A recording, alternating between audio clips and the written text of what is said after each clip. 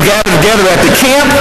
The kids were excited because this was the night of the week in which we went on our annual night hike without flashlights.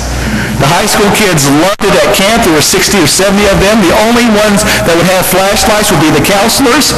And they liked it because it gave them a chance to hold hands a little closer as they tried to make their way to the campfire that was on the ridge. Except on this particular night, the fog seemed to come off the lake, and the fog was especially thick at that time. And the kids could barely see their hands in front of their face. And my friend Craig Johnson, who's a chaplain in the military, he was to smear that glow stuff on his chest and body, and he was going to run through the woods at the right time to scare the kids.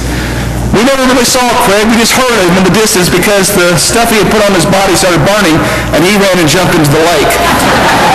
But as we made our way up to that campsite and where the fire was going, where all the kids would get around and the testimonies, when we talk about God and God's love, you could see it from a distance, the light of the fire. And through the fog, it seemed to just illuminate and pull you near it. It seems to me that when we first come to know God in a deep and unique way, the cross is so brightly lit.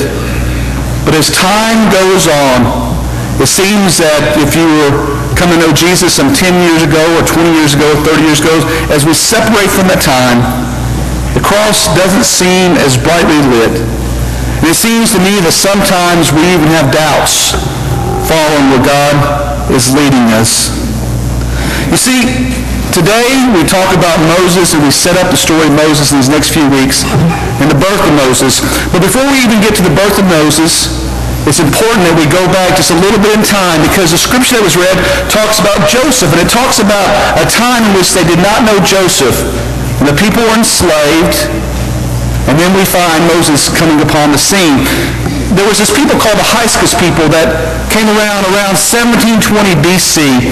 We know that the Egyptian empire wasn't as strong as it once had been, and we know through history what we have found of it, that these people, the Hyksos people, had taken over. We think they're distant cousins of the Israelites.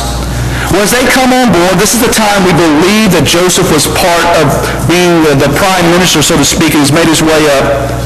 But then we find out about 200 years later, these Hyksos people are literally obliterated out of Egypt, and we find the pharaohs coming into power. This is important because what it helps us to set up before we get to the story of Moses is that sometimes it doesn't take many years until we forget the connection that takes place in our churches and in our lives. Those people who've come before to make a way. Joseph had come and he had made a way for the Israelite people during the famine, and then we find a new form of government that had forgotten him, and they became a people that started enslaving the Israelites. We find that the population grows, and we find that the pharaohs have become a little bit worried about these Israelites who are growing in numbers. We see that they make the order to declare the order Ramsey, we believe, that all the children who are firstborn males should be thrown into the Nile. Which sets up our story of Moses today. And yet, as I think about this text, we don't have to go very far to know that even in the last 60 or 70 years, sometimes there's a little bit of Pharaoh in all of us. We've seen this that happened in World War II when the Germans, the Nazis, became frightened of the Jews. And so we know what happened. We've seen it in our own country in the 50s and 60s when people who were different colors than ourselves, especially those who were African American, were thought of as not being as bright or intelligent, and we found people having a problem with equality being done. And I can tell you the truth. We are feeling it today with many Muslim Americans. And I'll be honest and tell you that I struggle with this as well. But here we are as a time, and I struggle with my own frightenness of those who worship different or dress different than myself. And yet I was reading a book just recently by Scott Carrier in his new book The Prisoner of Zion. Scott Carrier is on NPR, if you've heard of him. He's a freelance reporter, and he's also a professor. But he said after 9/11 happened and the towers went down, and we started invading Afghanistan, that he thought it was important for him to figure out who these people were that would hate us so much. And he writes this in part of his excerpt: "I'm going to choose a different approach. I went to meet the foreign enemy firsthand as a fellow human being in order to find out what their world was like. And then I studied the enemy here at home. I looked within my own culture to find out the source of my fear and others' fear. Then I turned inward and confronted my own fears, and I came to the conclusion that fear itself is the problem and that it's everywhere, all around our world and inside of us and outside of us." The story of Moses that we get today is a story about how painful and how difficult it is for us to follow God and trust God. And yet, in order for us to preserve as a people, we must follow God. It's one of the hardest lessons of life, because you see, this story is a reminder that in all of our lives, there are baskets and bulrushes. There is fog so thick that sometimes we can't see.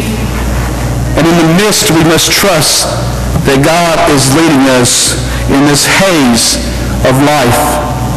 You and I, we must stop. We must believe. We must trust that even in the midst of despair and heartache and that grueling, awful evil that took place some 10 years ago, that Moses' story is the same as our story, and that we are to trust God.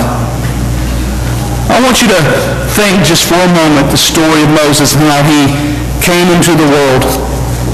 I want you to think just for a moment what the rules were given to Shipra, what they were told to do. They were told that if there's any child that's born, they are to kill it. And what did these audacious two women, these two midwives, do? They refused Pharaoh, risking death. They said, we're not going to do it because the higher calling comes from God. And they went and they started delivering children.